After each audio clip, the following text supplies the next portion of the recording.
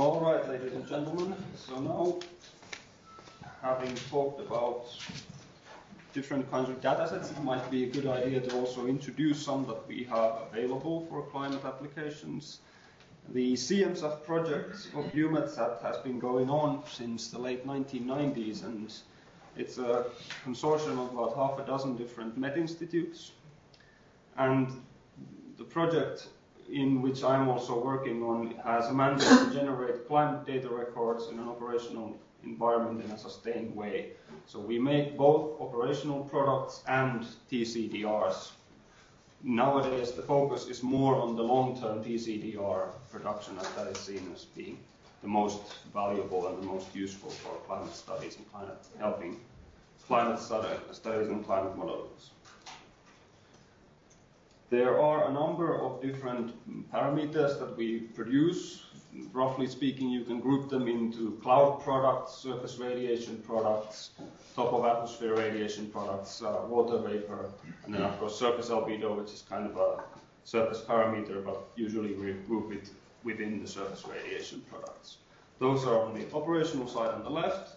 On the right side, you have a group of climate datasets that I will talk a little bit more about, since those might be of more interest, as they are kind of the state of the art, the longest datasets we have in the project from various sensors. So to begin with, the CLARA dataset, which stands for CMSAF Clouds, Albedo, and Radiation dataset, is probably the longest one we have currently now. The A1 after CLARA means simply that it's from AVHR instruments and it's the first release of its kind. We're now working on the second version of the dataset family, which will then be CLARA A2. So this is a global dataset. It spans 1982 to 2009 at 0.25 degree resolution. All products are provided on a lat long grid, rectangular, with some Arctic and Antarctic subsets, which are in an equal area projection because it's much nicer. And you can see the products that we have over there. We have a host of different cloud products. I won't go into all of them in detail, or we'll still be here tomorrow talking about them. I'll just highlight the surface albedo because that's what we produce here at FMI, but do note that there are a number of different radiation products that go along with that, as well as the cloud products, which kind of tie into each other because the surface albedo uses the cloud masking as a prerequisite for finding the pixels where we can do the calculations. And of course, there are that's the direct website to the digital object identifier, which houses the dataset and contains all the documentation, all the direct links to the download sites, and so on.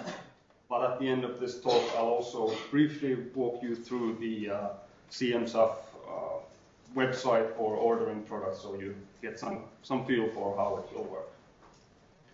Just to look at the albedo in detail, this is one of the monthly mean products that we calculate. It is the monthly mean surface broadband black sky albedo for June 2009. There are the relevant characteristics, so it's a broadband product with the resolution that I just mentioned, and the temporal resolution is 5-day and monthly means. And I should point out that the entire CLARA family is based on a Radiance FCDR of AVHR data, so the various different AVHR instruments have been intercalibrated against each other as to eliminate the jumps that might occur if you use satellite data from multiple instruments that have not been calibrated against each other. Okay, and then the subsets are shown here for the Arctic. On the left you can see July 1982, on the right you can see July 2009. We obviously, as you can see, we calculate also the sea ice albedo, which is a major part of this data set. And these are then provided at 25 kilometer equal area projection, Lambert equal. So now, if technology allows, I'll take you to a little visualization using Panoply that we talked about yesterday. See if it works. Looks that way. So if you have those computers, those all have Panoply in them. It's the Linux version, but it should work perfectly the same as the Windows one I'm showing here. So you can follow me There are also data on those machines, the Clara Sal data that I showed you here, and also Clara Sys, so the incoming solar irradiance product. You can pick basically any product that you feel like and just follow me along with the visualization, or just follow it on the screen. So we first fire up Panoply. Hopefully it works. Usually it does. Then in Windows side, it will first ask me where I want it. If I don't give anything here, then it will open pretty much the same that you should see now in the Linux side. So that's the basic Panoply GUI.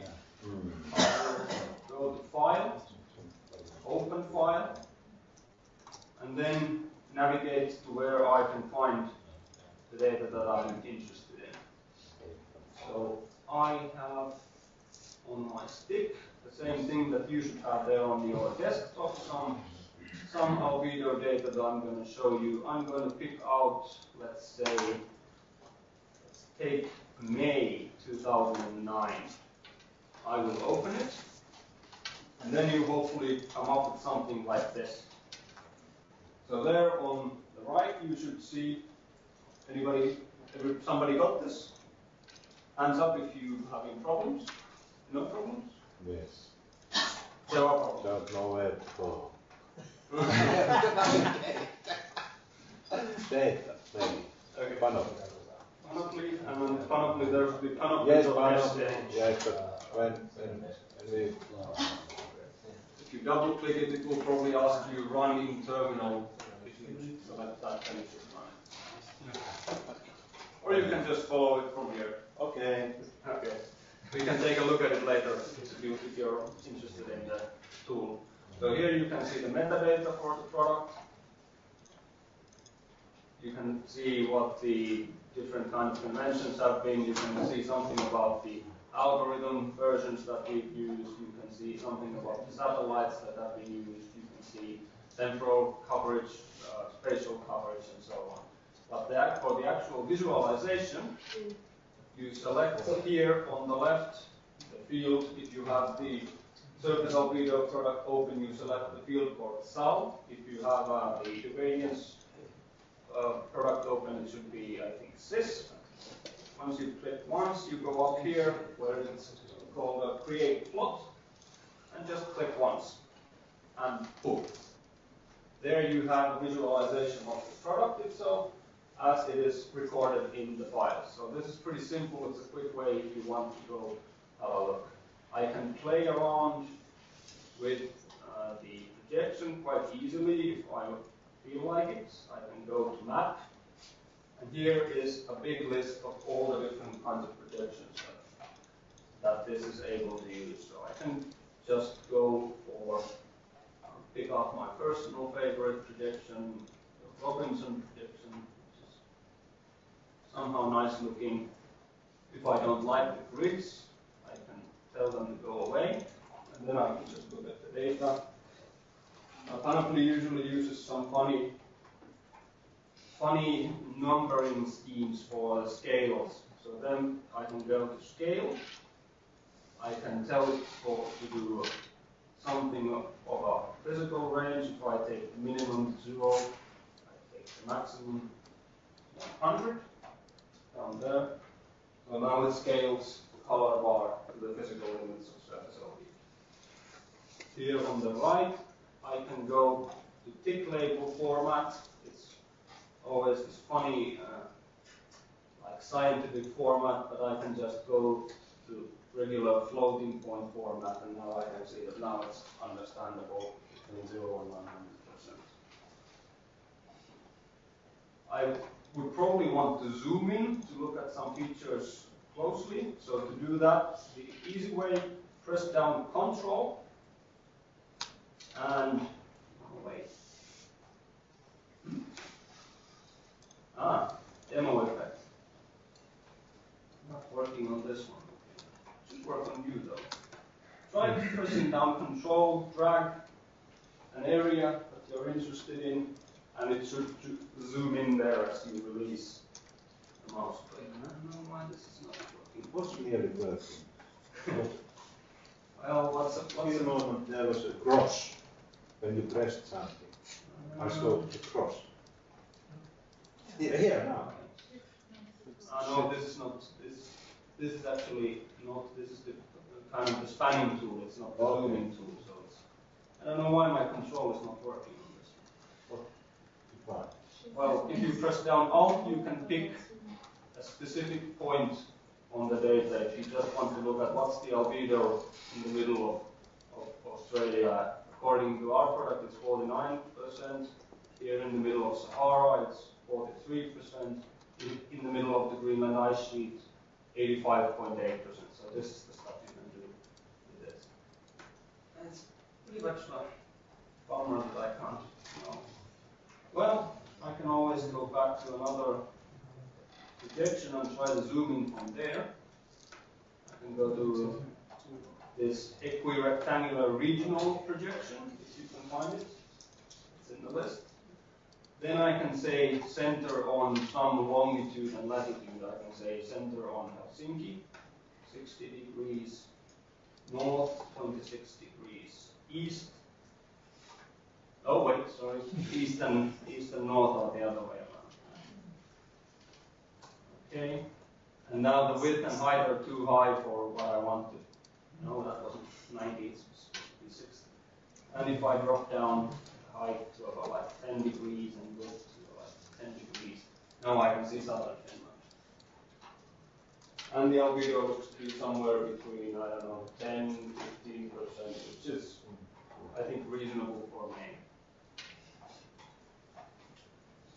And so on. Panoply is not an analysis tool, so it doesn't really help you if you want to do like heavy-duty lifting calculations. What it can just do is, if you take plot, in plot you should be able to see zonal averages.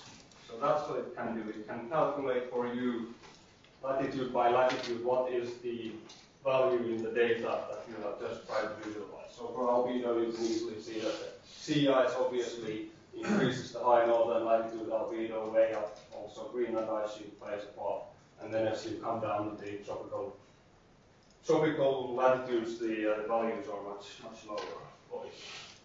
So that's about the extent of what analysis you can get out of Panoply. So this is really a visualization tool, but it's a nice, quick way of doing the visualization. When you just downloaded the product in NetCDF, you just want to see how it looks like, what are the formats, and so on. This can help you do that. Okay, let's go back. Which one was it before? 2?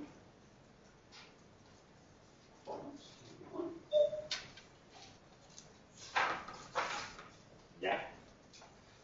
So to continue for a little bit, that was for the Clara. We also have products from geostationary, Seviri, the class dataset covers 2004 to 2011, containing many of the same products as we have in Clara. And it's on a higher resolution and with a higher sampling rate throughout the day. So for people who are interested in really high resolution for low latitudes, then this is a good choice. And here are the example images of cloud fractional cover from July 2010 over the Seviri coverage. So that pretty much tells you the extent that the Seviri image is able to cover.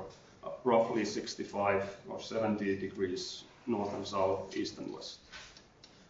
And the link to the DOI is there. Also, we have a very long time series of the irradiance products. This is very commonly used by people in the solar energy community. So from the MVIRI, the predecessor to Seviri instrument, or actually MVIRI family, there were many of them. We have a data set covering 1982 to 2005, again with roughly the same coverage as Seviri had. And it has an even higher resolution of 0.03 degrees because MVIRI had just a single channel, so it had a very high resolution because of that.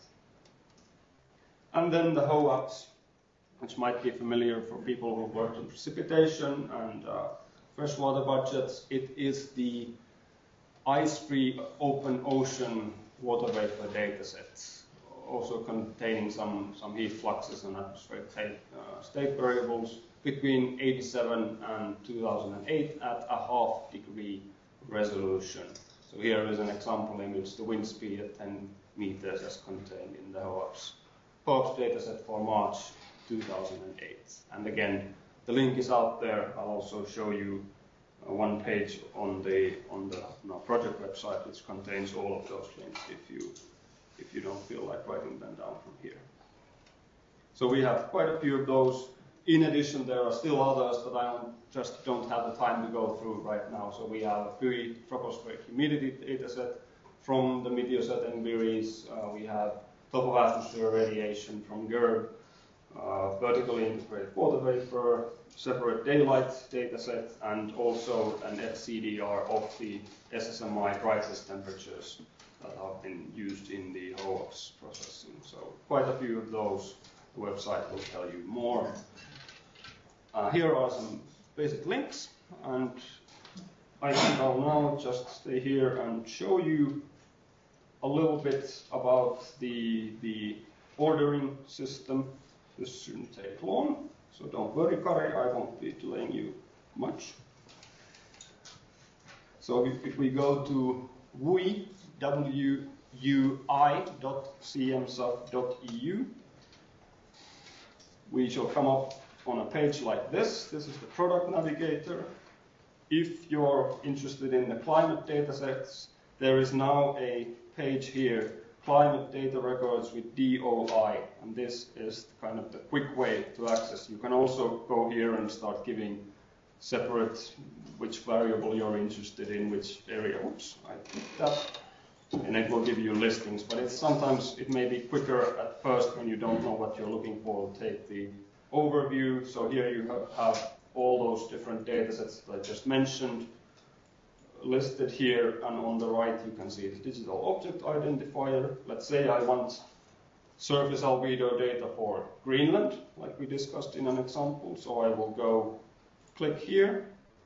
Now it will open the DOI page, which contains a summary of the dataset, the people behind it, basic description, what is the format, what is the addition, what's the total size if you want to download everything, direct links to various documentation, the ATBDs of the algorithms, product user manuals, which are kind of like the compressed, simplified version of the ATBD, various validation reports, and also reports on the dataset citation papers, kind of the reference papers that we hope people will cite when they use the data. And here we have then the actual ordering page for all the different kinds of products within the Clara family. Let's say I want Greenland albedo data. I may want to look at the Arctic subset because it's in a equal area projection. It's more convenient to use. So I will pick surface albedo, Arctic subset, pentad mean. I want the 5-day means. So I click here. Now it takes me to the product page. Again, I can access the documentation from here. And if I want, I can go to change the projection, spatial resolution, and domain. But this is for the Arctic subset, you really don't need to. If you want the whole global product and only one part of it, you can come here and you select like Africa, and it will remember that, and it will offer you the subset, so you don't have to download the whole dataset. But for now, it's okay. We just go to order cart. Here I want, let's say I want just 2000 to 2009 all the way. NetCDF is what we offer. And here it once again tells you the basic stuff, and it tells you what's the total size if you order everything. Then I can just say yes to order cart, I'm happy. And this is the point where you should now log in if you haven't done so before. So here it will tell you what you are about to order, what's the size.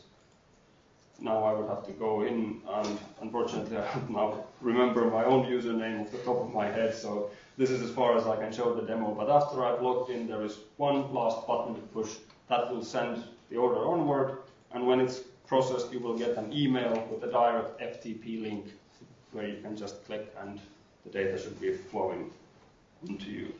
Again, if you have any problems, we have a user help desk that can help you get the data. If there are any problems with the data, you can also just go through help desk or go directly to the scientist to ask more questions about that. We are here to help. And that's about it, really. That's how the system works. And that's also my second to last slide, which I've just shown you here. So I'm about done for this little presentation on the CMSAT products. If you have any questions, now is the time. Thank you.